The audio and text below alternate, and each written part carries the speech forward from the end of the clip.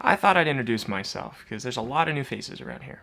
And a lot of you are new to my channel. I think at the beginning of the month I was at 40,000 followers on Instagram and 1,000 followers on TikTok. So a lot has changed. And I'm here for it. I'm stoked. So I thought I'd kind of let you get to know me a little bit. I'm doing a Q&A at the next week, next Friday, the 6th, November 6th, at 7 p.m. I'll be doing an Instagram live here and then also a TikTok live as well at the same time. So you can find that either place. So, but yeah, my name is Matthias. I am a psychotherapist in Spokane. I'm married to the beautiful and wonderful Paige Barker. Here's a picture of her. That's Paige. Yeah. Beautiful girl. We are expecting, we are having a little girl in the month of March. So we are just absolutely elated for that. So excited. Paige is a hairdresser. A very talented one at that. She was an educator for several years, traveled around teaching classes, and then she's also gotten style hair at New York Fashion Week, which was really exciting. So yeah, she's super accomplished. I respect her so much. She's such an incredible and dedicated and hardworking woman, and I'm so thankful for her. My goodness. So yeah, little girl on the way. We just couldn't be more happy. So that's kind of the basics of it. I kind of became a psychotherapist on accident.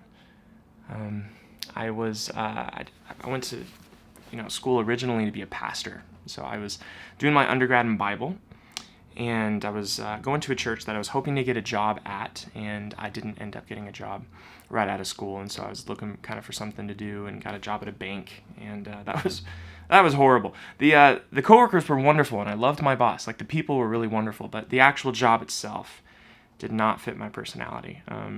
So I was not having a very good time of it. So I was brainstorming on kind of career options because we didn't really want to move out of state. We really liked the church that we were going to, so I didn't really want to leave the church. And so I decided to get a degree in social work. That was kind of the plan.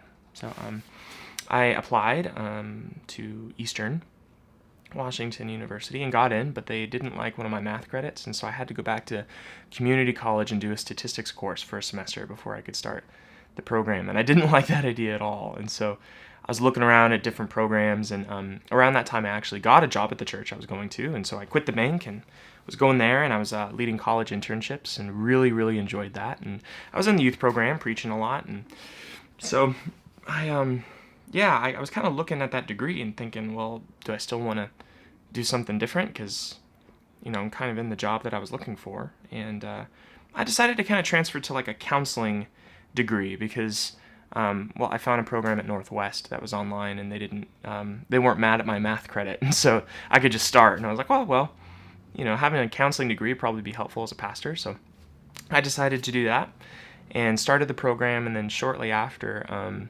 had a bit of a falling out with the church I was working at, and it's kind of a private story, but I left feeling kind of betrayed and pretty disillusioned with church, and so I quit the job. And then really what followed was like an existential crisis, like an identity crisis, because I didn't just get mad at the church that I was going to. I got mad at church generally. Like, the frustration spread, and then it wasn't just mad at church. I was mad at the Bible, and I was mad at God and Christianity. And so I went through a bit of just kind of like a faith deconstruction.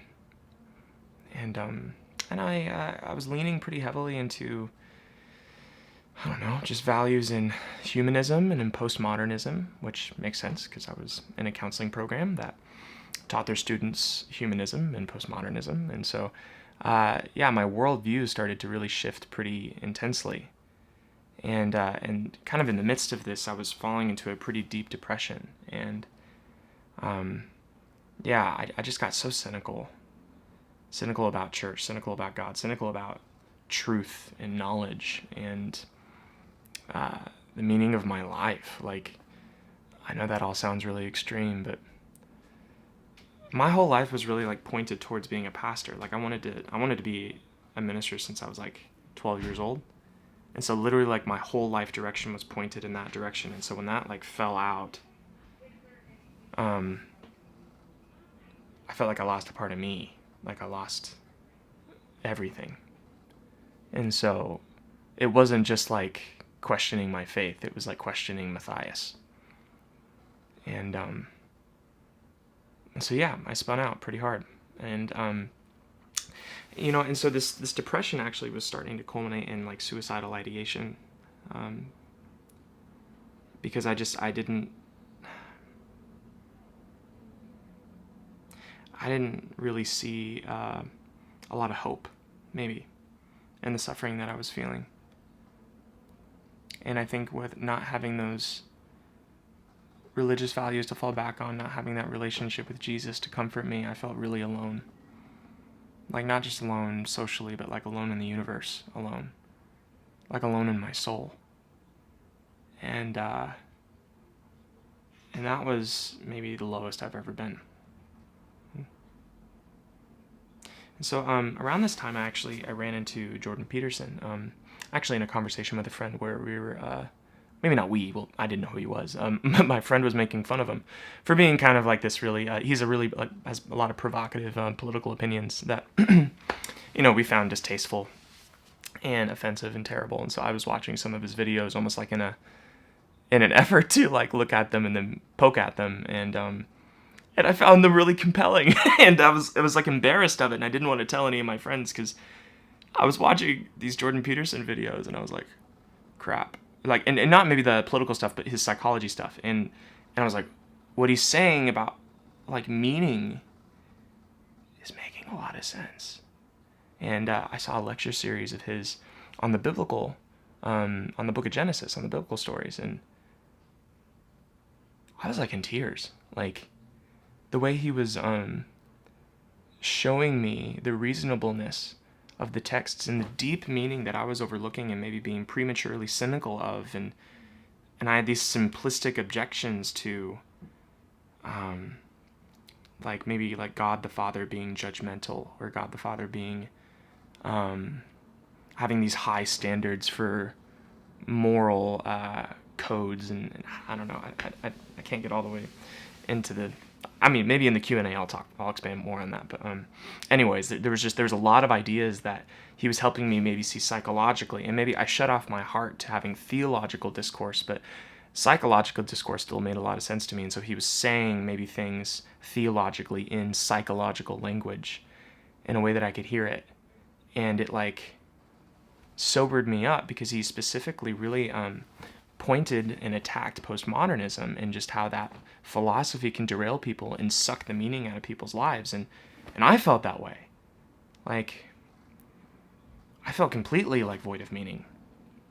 And so when he gave like these appeals for meaning and gave these appeals for building a meaningful life and how to encounter pain and suffering and how to think through like the biblical texts in a way that was rational and what felt really like psychologically and maybe even like emotionally consistent, it was like life-changing. I was floored.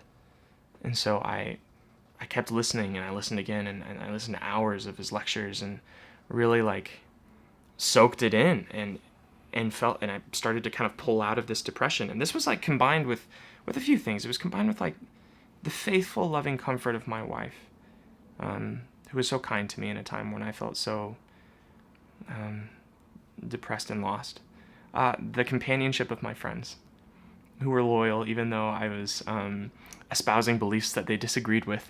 Like we were having lots of arguments about things. Like they just were kind and gentle with me, and then maybe some really like good conversations synthesizing what Peterson was saying, and also maybe I stumbled into N.T. Wright around that same time. So theologically, he started to really kind of give me a different framework to think through a lot of the things that I was wrestling with. And so I had conversations with an old philosophy professor of mine, Daniel Churchwell, with my counselor at the time, Aja Goins, and then a good friend of mine, Casey Canoe in particular. These conversations were like, it wasn't just like putting my faith back together, it was like putting my worldview back together. It was like giving me ground to stand on. And I was so thankful and felt like, like I had footing again. And so then I kind of went into the field of psychology, like, because I was still in school around this time, and started studying with kind of a renewed vigor for kind of the science of really like what we've been collecting over these past like 200 years in psychology, but also just like I think connecting with people like like Jean Piaget and Carl Rogers, and these men who kind of used psychology to explore maybe some similar deep like worldview, faith, existential questions like for themselves, and connected so deeply to these men, and really thankful for those two in particular. And I was so refreshed by that work. So I was going through that, kind of decided to kind of shift my focus into doing counseling psychology as a career, and well, makes sense. So I got an internship at a place where I was a part of a team who treated sexual maladaptive behavior, which is children who molest other kids, and received direct training and mentorship and supervision in doing that work. And so our team, we treated everything from like, human trafficking victims to like serial rapists and psychopaths, and just like kind of really the intense cases that no one else really knew what to do with. Like we kind of got all those on our table, and I was an intern, so I didn't have like this super severe stuff, but I had a lot that was really maybe even personally distressing and kind of hard to maybe emotionally take in. Like I was having a lot of nightmares, and I gained like 20 pounds. I was really like, it was a really like emotionally taxing position to be in, just kind of hearing some of the most horrific stories of just malicious abuse that maybe our city had to offer. And I had a good team, and a really supportive team that was, had an infrastructure for supporting their counselors in that, but I was just having a really hard emotional time. And so I got to the end of that internship, and I was offered a job to do that full time, and I was going to take it up until like the very last week, and when I just kind of had this moment of self-honesty that I didn't think that I would be healthy staying in that job long term. And that was really embarrassing to admit, because, well, there's not a lot of people who want to do a job like that and want to take cases like that. And those kids often are on wait lists for a long time, and they're suffering, and other people are suffering. And so I think I still hold guilt probably for not taking that job, and I'm working through that, I guess. I got a job instead at Family Essentials Counseling, which is kind of a group practice, private practice here in town.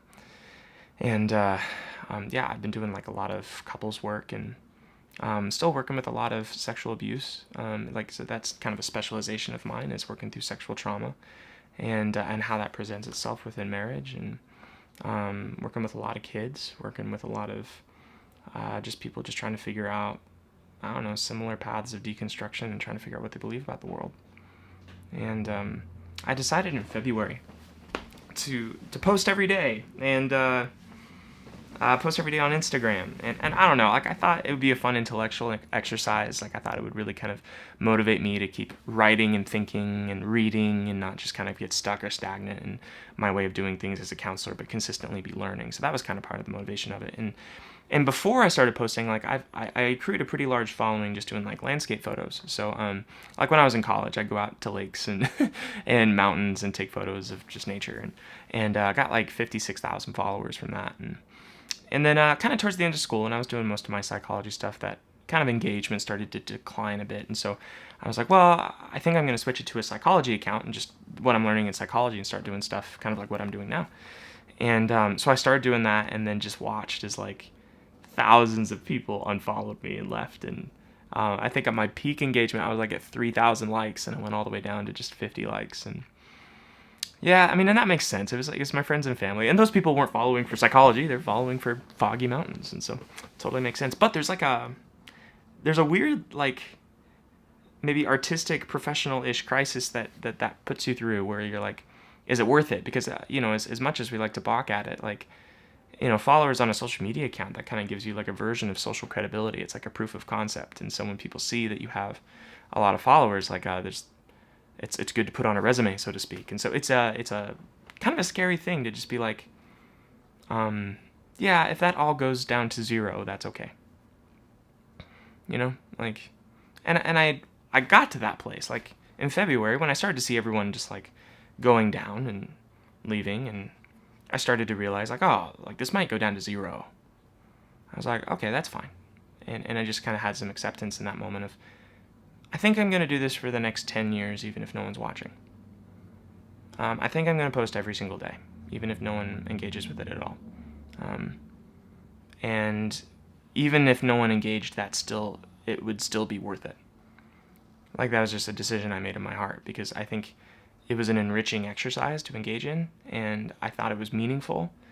And at the very least, maybe my kids would enjoy all that one day. And so that's good and fine. So, yeah, I was posting like for 9 months-ish with virtually, I wouldn't say no engagement. Like, there's a few of you who have really been sticking with me for the long term. Like 100 likes here and there, 150 likes, and some comments, and a lot of fellow therapists who were all supporting each other and trying to make stuff and trying to help people. And so that was good and fine. And then, I don't know, TikTok, I, like many of us, have this like millennial insecurity around TikTok of like, that's for the kids. And so I didn't want to post on there or be on there. And I also wasn't confident that I could say something of substance in such a short amount of time. And so I tried. I just posted like 4 videos and kind of found that it was kind of like a fun exercise to try to fit something of substance in a minute. Like, that was kind of like a challenge. And so I did that. And then I got like 100, 200 views, and then kind of closed the app and didn't really even open up the app again for another month. And then I saw I had like 65,000 views on one of my videos, and I was like, oh, cool. And then I posted a few more, and then I got 100,000 views, and I was like, oh, like, something's happening. And that was like September 29th. And then here we are today. And so I don't know what this is. I don't know if this is like a flash in the pan, or turning into like my career. Like, I don't know, but I'm here for it. And even if it goes back down to 0, I'm still here for it. So I'm happy you're here, and I'm happy to be doing this. It's really meaningful to me. It's meaningful to see the ideas that saved my life save other people's lives.